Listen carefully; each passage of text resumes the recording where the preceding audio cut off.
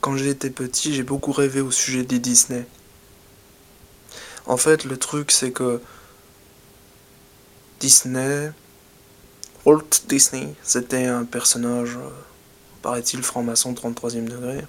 Non, en fait, le truc, c'est que c'est surtout un Américain artiste qui savait très bien dessiner apparemment et qui, en fait, avait représenté, alors notamment au sujet des Mille et une nuits, Aladdin. C'est un peu Alibaba, quoi. D'ailleurs, il y a un épisode où c'est ça. Ça m'avait fait rêver. Mais le petit détail, c'est que dans Aladdin, on ne parle jamais de Mohamed ni d'Allah.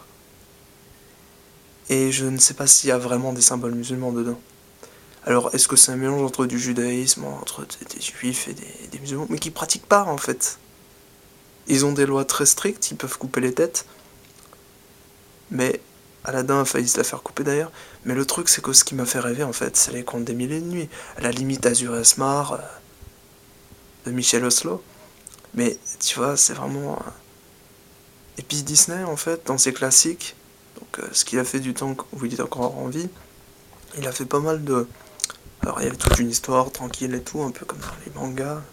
Et puis derrière, quand il a fait des arrêts sur image ou des choses où il se passe un détail où c'est tout petit, là il fait vraiment des détails et ça fait rêver. Et bien en fait, le truc, c'est que Disney m'a fait rêver là-dessus. C'est vrai qu'en bien comme en mal, mais moi j'en garde un souvenir inoubliable.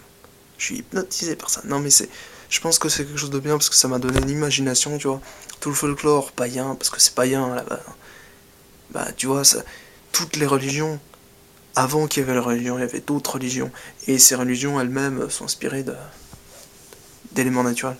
Alors en fait, le truc, c'est que le paganisme et tout, enfin, les formes de paganisme qui subsistent encore aujourd'hui dans les pays germains, par exemple, ça fait rêver, quoi. Sans déconner. Parce que ça donne une impression que Dieu est partout. Et en fait, c'est le cas. Ça te rappelle qu'il y a autre chose. Et quand t'es enfant, t'aimes bien avoir un ami imaginaire. T'aimes bien avoir un ami qui t'aime. Parce que l'amour, quand t'es adulte, et que t'y crois plus, parce que c'est ça être adulte aussi, ben en fait tu meurs.